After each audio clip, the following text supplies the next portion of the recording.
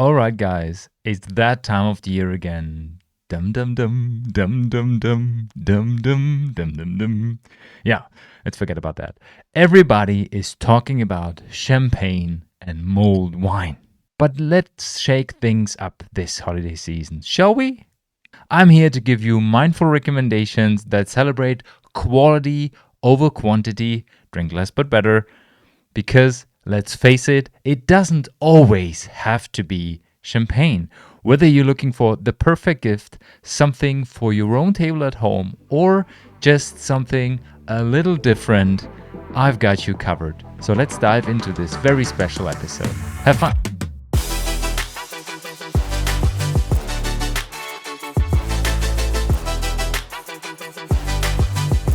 Welcome to the Pinot and Pixel podcast episode number 215, and this episode is for you. It's for you if you are just thinking about champagne and mulled wine for the holiday season, if you're looking for the perfect gift, or as an entrepreneur, if you don't know what to offer, if you don't want to offer what everybody is having in the window at the moment. Champagne, sparkling wine for the holiday season, just, the general stuff, very heavy red wines, because everybody thinks they have to drink heavy red wine for holidays. You don't have to. And this podcast will consist of two different parts. The first one will be dedicated to the wine section. So if you're looking for something with alcohol, for wine, for sparkling wine, this is your section. And the second part of it is focused on alcohol-free drinks. And there we will break out the normal frame and have a look at the whole category of alcohol-free drinks to find your perfect gift or your perfect holiday offer. I would like to start with sparkling wine. Of course, champagne is everywhere. And traditional method is the highest quality you could usually expect from a sparkling wine, but it doesn't have to be champagne. Champagne is amazing, no doubt, but there are so many amazing alternatives in the world of bubbles we should have an eye on. Think Cava of Spain, think Crémants from France, or even high-quality German sect. Every wine region offers great alternatives to champagne that are made in the traditional method, but are often more affordable and just as exciting. And let's not forget about the top-tier Prosecco Superiore. Prosecco, even though their reputation is not the best every now and then, there is some really good, high-quality alternatives in the Prosecco area. There is even single vineyard editions. They're called Rive over there, like river without the R. You should have an eye on. And all these wines are crisp, are lively, and an absolute crowd pleaser. So if you're looking for something special, it doesn't have to be champagne. Try to look on these categories, and if you still think it should be champagne, the magic of traditional method, it's not exclusive to champagne. These alternatives prove that quality bubbles come from all corners of Europe or even internationally around the globe. When we look at, Russian River Sparkling, for example, or Cap Classique from South Africa, if you get your hands on bubbles like this, try it out. And usually they sit at a price your wallet will thank you for. And last but not least, if you're looking for something very special, try English sparkling wine. I can't tell you often enough how amazing these products are. So if you are able to get your hands on an English sparkling wine for holiday season, there's no better gift. There's nothing better to serve, in my personal opinion. I will put the links of my personal recommendations in the show notes, and no matter what country you're living in, you will definitely find your perfect pick. My second category is dedicated to white wines. There are many white wines that can be considered for Christmas, and I chose the Pinot family, so Pinot Blanc, Pinot Gris, and Chenin Blanc, because these wines bring versatility and sophistication to your holiday tables. Usually, Pinot Blanc, for example, from Germany or from Austria, has a creamy texture and acidity perfectly for poultry or veggie dishes.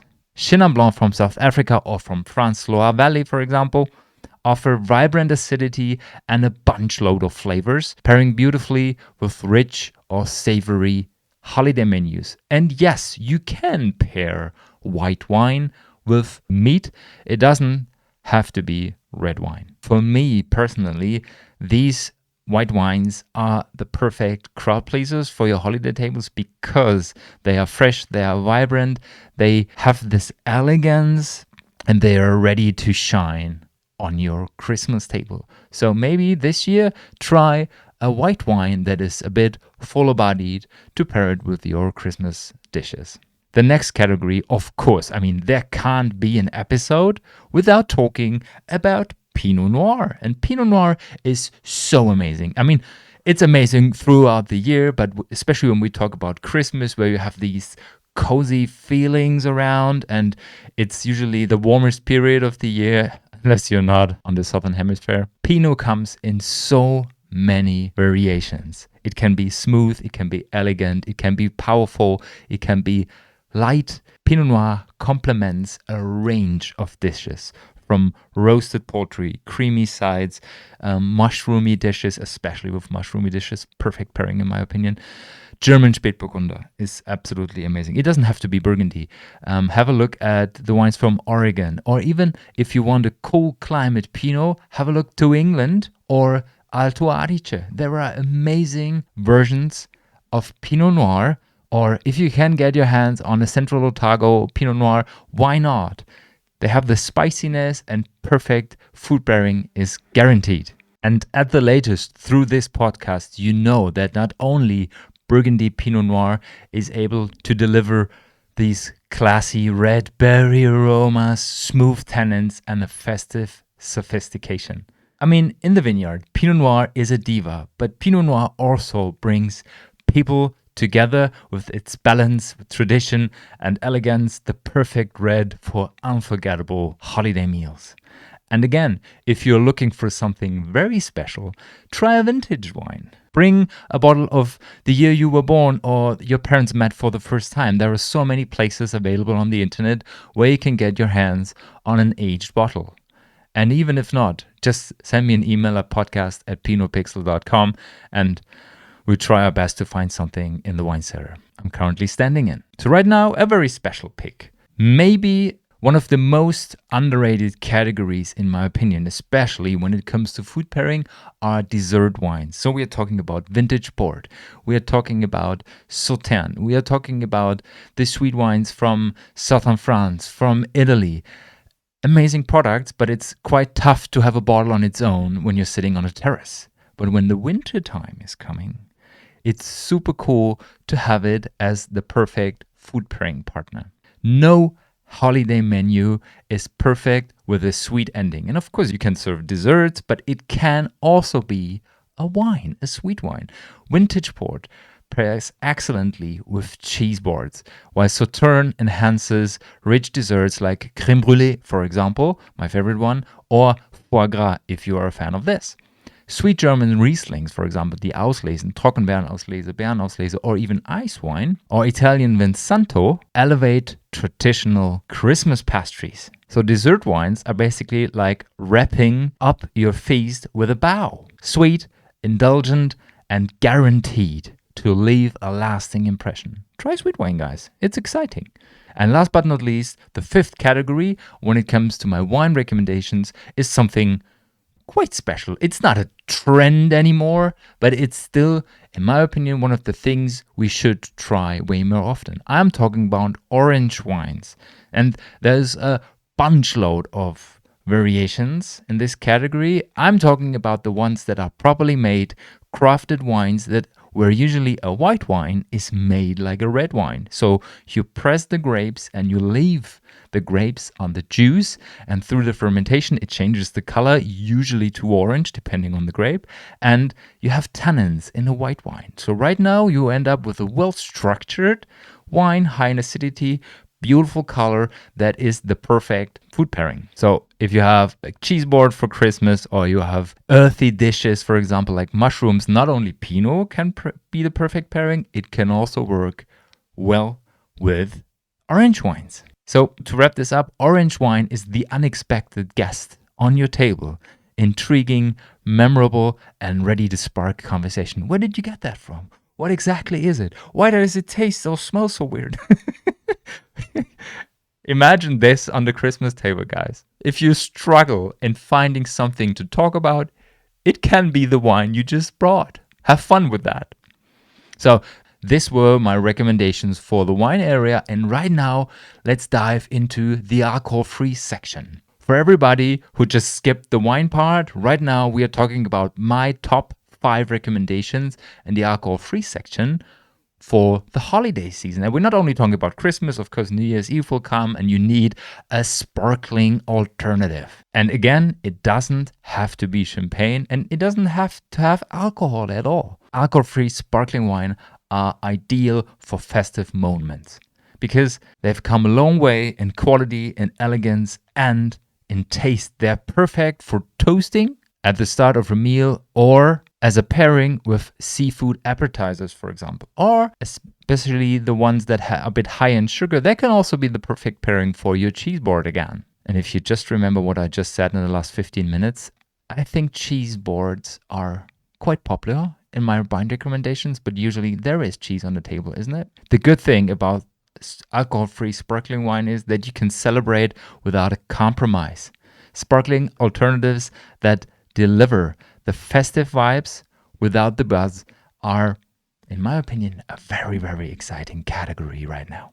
Another good thing is that the price range for really good alcohol-free alternatives is quite broad, I would say. Between 10 and 40, 50 euro, you can find whatever your heart desires as a gift for your own table or just if you want to sip something with or without your bestie. My second category are alcohol-free white wines. Why is that? If you're looking for alcohol-free alternatives, usually people think of alcohol-free beer or alcohol-free wine. And those two products have come a long way and have quite a long history. I mean, the first alcohol-free wine was invented 120 years ago. The problem is that it's quite tough. It has been quite tough for them to enter a phase I would call mass adoption because still not every product tastes like it should be in the minds of most customers, but there are some really good and exciting examples, especially when it comes to alcohol-free white wine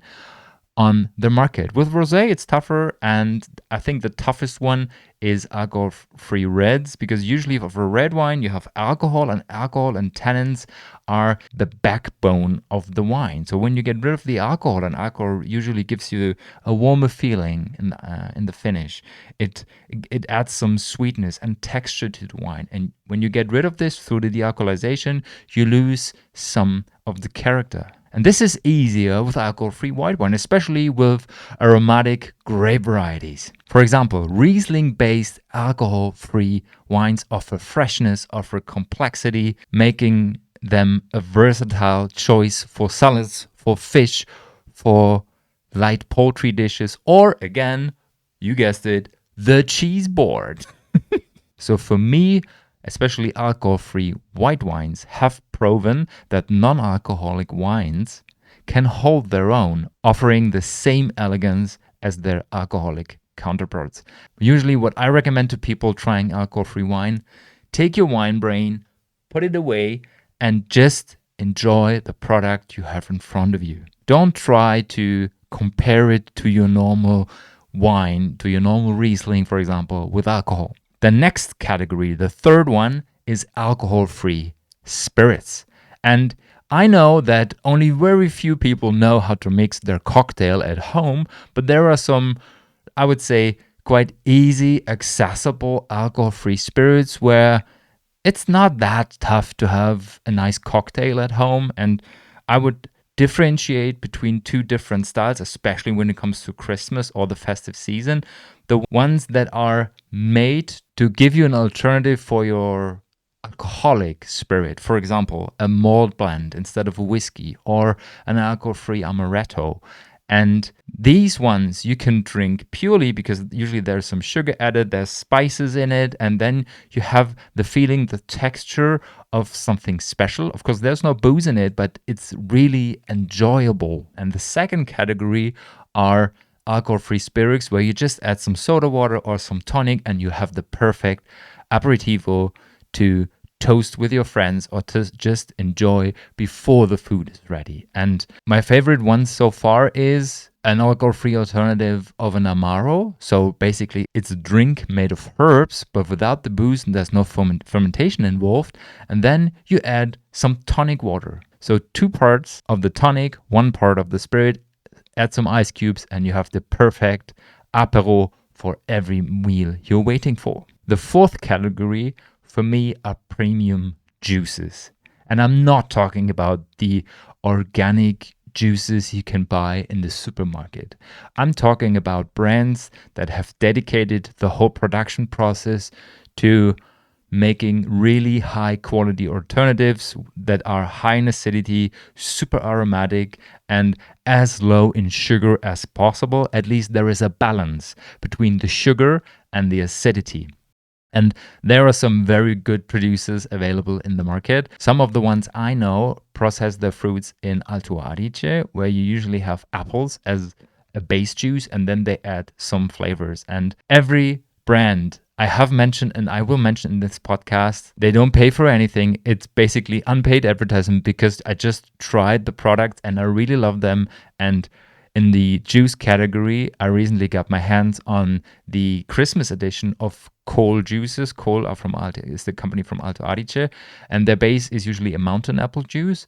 And the Christmas edition is called Calidum, and they added dark elderberries. This is such an amazing drink. You can have it purely, you can add some soda, or you can even warm it up to have it as your mulled wine alternative. But tastier, not with this annoying acidity in the end, and you don't have the booze. Super tasty product. So when you have the possibility to get your hands on something like this, a high quality made juice, can be made of grapes, it can be made of apples, of pears. Try it out and get this wholesome, warming, and delightful feeling I had when I tried the juice a couple of days ago. And last but not least, probably one of the most exciting categories when it comes to alcohol-free are teas and kombuchas, because sometimes there is a fermentation involved and sometimes it's not, but at least these products are able to deliver quality, structure, texture, complexity, and a bunch load of aromas depending on what herbs, teas, and fruits were involved in the production process. And in addition, this category usually comes up with products that have tannins. So just a hint of tannins that gives more structure to the drink. Usually there is CO2 added or already involved through the fermentation process. Fantastic category. So whether it's a sparkling kombucha or a sparkling tea, these drinks invite you to slow down and savor the moment. And the good thing is that sparkling teas are available almost everywhere right now, and the ones I liked the most so far were the ones that were produced by winemakers who already knew how to craft wines. So if you are able to follow a dedicated and meaningful process when it comes to making wine, it should be easy for you as well to do this with tea. There are some great products available in Germany, in Austria, Central Europe in general, and from Scandinavia as well.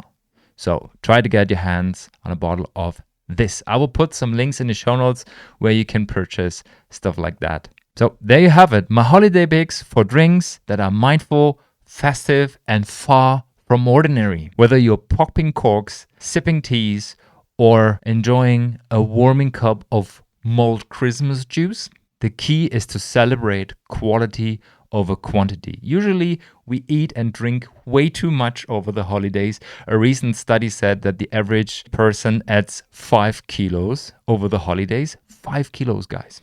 This is a lot, actually. So let's toast to a holiday season filled with connection, joy, enjoyment, mindful eating, and of course, smarter sips. Thanks for listening, guys. See you in the next episode on Saturday with the weekly update. Ciao, ciao.